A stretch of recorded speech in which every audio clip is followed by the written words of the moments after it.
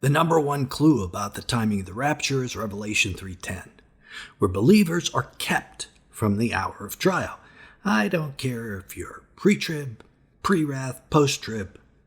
Understanding this single verse puts the entire rapture question in perspective. We all need to comprehend what Jesus meant when he promised the church of Philadelphia that he will keep them from the hour of trial.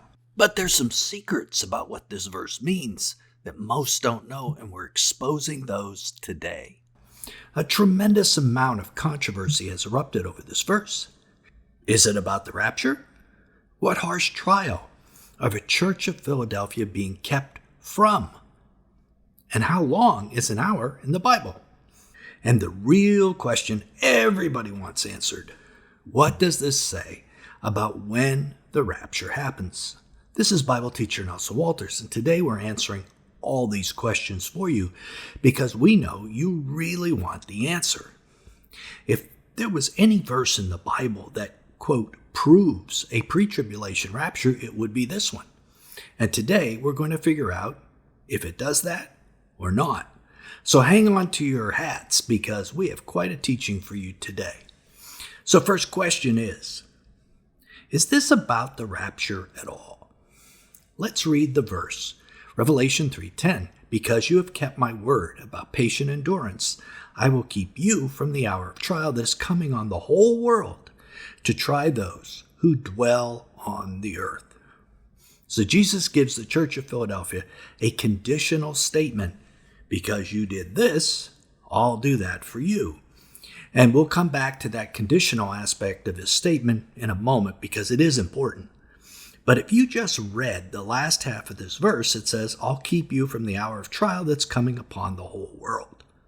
Okay, that sure sounds like a rapture in English. And that's exactly what I think it means. But there are those that disagree. But let's look at a popular argument that it might not be saying what we think it says. And the North Avenue Church channel does a really good job explaining this term, keep from. Let's listen to their explanation. This word's here, keep you from the hour of trial. It's this rare Greek phrase, it's tereo ek, keep you from. It's only used, that phrase, tereo ek, keep you from, is only used one other time in the whole New Testament. Listen to this, it's in John 17, Jesus says, Father, I'm praying, listen, not that you would take them out of the world, but that you would keep them from, tereo ek, the evil one, Satan. So it is possible to be in the world still and be kept from at the same time, you see? And so I think what's being described here is something closer to Israel during the Exodus plagues. Israel was kept from all of the judgments on Egypt, not by being taken out of Egypt yet, but by being spared. God preserved them while all the plagues went around them on the Egyptians. And so you see that with the hail and all the different things. You can go read those as you, I'm sure you are familiar. So the gist of this argument is that keep from more properly means protect from. Okay, but to me, that isn't as different as this pastor makes it out to be. But what are we being protected from? The trial? No. We're being protected from the hour. The hour of the trial. That is a whole different thing than the trial. How is somebody protected from an hour? By not having to be there at all during that hour, right? It absolutely implies removal. Let's listen to another clip by Dr. Earl Radmacher, Chancellor of Western Theological Seminary, that really puts it into perspective what hour this is. Listen to these words. Because you have kept my command to persevere, I also will keep you out of the hour of the trial, the coming one. The text has three specific definite articles. So it's not talking about just keeping them out of trial or out of tribulation. It's talking about keeping them out of a period of trial. I will keep you out of the hour of the tribulation, the coming one. The writer couldn't have said it more specifically than he said it in those verses. Jesus is saying, guys, this is the hour that Scripture has been talking about all along. It's the day of the Lord. And remember, I said of that day and hour no man knows, it's that hour. I think we can all agree about that. The most significant trial of all time that is yet to come. And if I asked a dozen Christians what that trial was, they would say the coming wrath of God, the day of the Lord.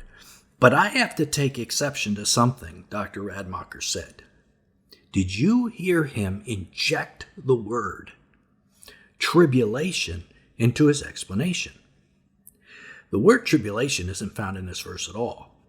Dr. Radmacher's opinion is the tribulation is all the wrath of God. So naturally, that is what he said.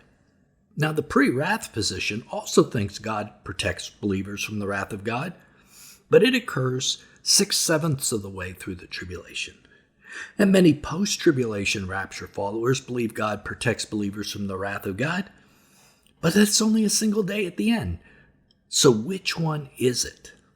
Well, that would take an entire series of videos to answer, but suffice it to say that Revelation 3:10 does not say that Jesus will keep believers from the tribulation. That is just some people's interpretation. This part of the verse doesn't prove a pre-trib rapture or any other rapture theories on its own merit. Well, that was disappointing, so where do we go from here? Is that it? Can't we know with more detail than that? Certainly, God didn't put this verse in the Bible as some kind of tantalizing idea and then not give us clues to solve the whole puzzle. Well, if we're going to solve it, we're going to need more information. We're going to need to look at the entire passage to figure it out, not just one verse. That's a mistake so many people make, just looking at one verse. The letter is from Jesus to this church of Philadelphia. It begins with this description of Jesus. He who is holy, who is true, who has the key of David, who opens and no one will shut, and who shuts and no one will open. Revelation 3:7. So Jesus has the key of David and is in charge of who comes in and who goes out of this door. The door that the key fits. But what door is that? Jesus said he was the door. Well, Revelation mentions a door 4 times. In this one, in the letter to Philadelphia, it's an open door. In the very next letter, the letter to Laodicea in Revelation 3:20, it's the door that is shut. I stand at the door and knock. If anyone hears my voice and opens the door, I will come into him. In the next chapter, Revelation 4:1, the door is opened for the Apostle John to enter heaven. A door standing open in heaven. And the first voice which I heard, like the sound of a trumpet speaking with me, said, "Come up here, and I will show you what must take place after these things." And finally, in Revelation 19:11, and I saw heaven opened, and behold, a white horse, and he who sat on it is called Faithful and True.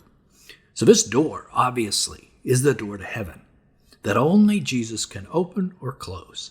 And in the next verse, Jesus says the door is open to the church of Philadelphia.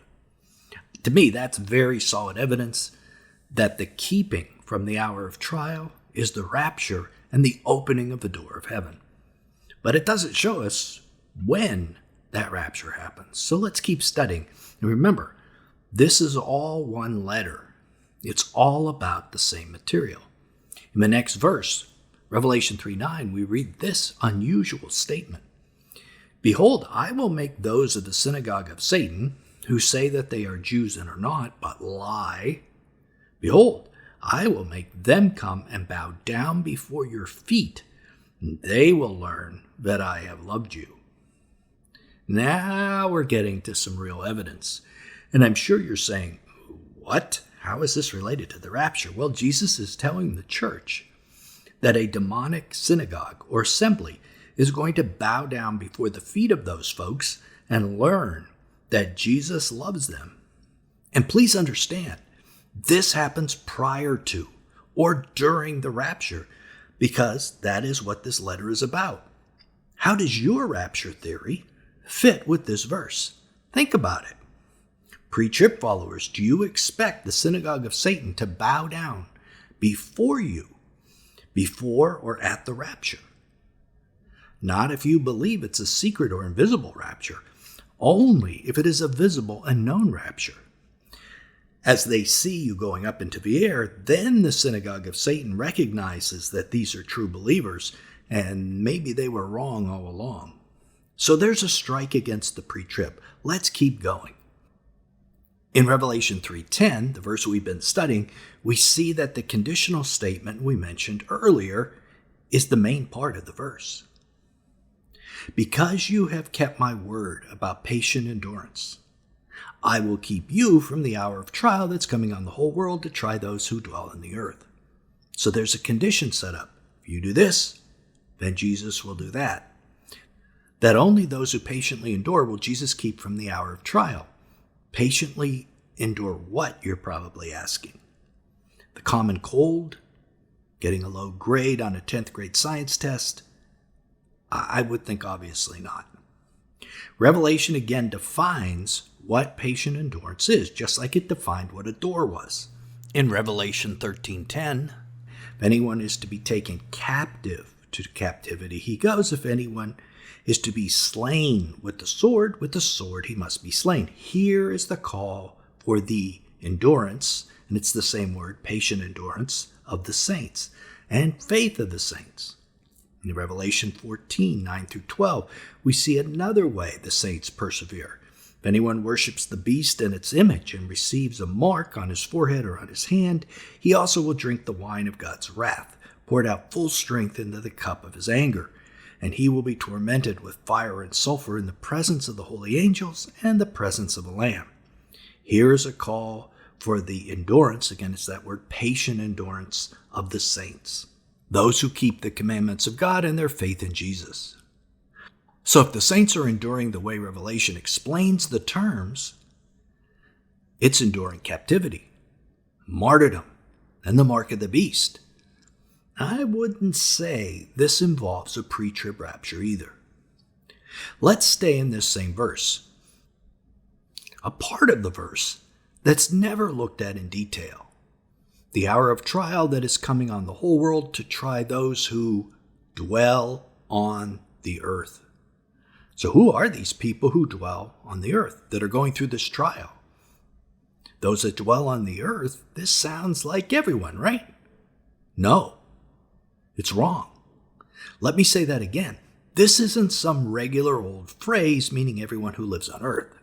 This is a very specific phrase that Jesus, in the Gospel of Luke and John, here in Revelation, used for unbelievers who will take the mark of the beast and eventually go to hell. They are earth dwellers, as opposed to those that get raptured, the heaven dwellers. In Revelation 6:10, the martyrs, the souls of the martyrs, ask God to avenge their blood on those who dwell on the earth. Revelation 8:13, an angel cries, "Woe, woe, woe to those who dwell on the earth," at the blasts of the other trumpets that the three angels are about to blow. So they are still here on earth at the trumpet judgments.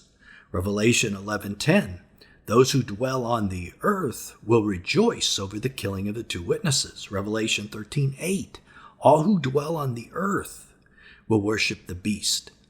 Revelation 13:14, the false prophet declares those who dwell on the earth to make an image for the beast.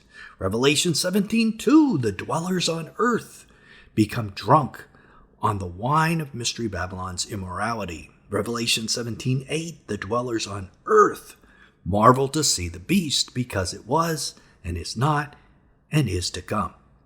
So there are just a bunch of references to that phrase, and it always means unbelievers. So let's go back to the original phrase and insert unbelievers for the phrase those who dwell on the earth. The hour of trial that is coming on the whole world to try unbelievers. So if this hour of trial was the tribulation or even the great tribulation, it would try everybody. But instead, this is telling us this trial is only for unbelievers. That would mean it's the wrath of God, period. The trial can't be of tribulation saints. In other words, it can't be what many in the pre-trib camp assume. So I think we just did a pretty good job of going through this and proving that Revelation 3:10 doesn't prove the pre-trib rapture. Doesn't prove any of the other rapture theories either. So we shouldn't be using this verse for that purpose. Now, what about that time period, an hour? The Church of Philadelphia is protected from the hour of trial. Okay, how long is an hour? Biblically.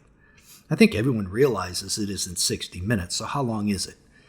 The word hour appears 11 times in Revelation, sometimes with a number like 1 hour, half hour. That means a specific length of time. It may not be exactly an hour, but it's specific. But in this case, it appears without a number.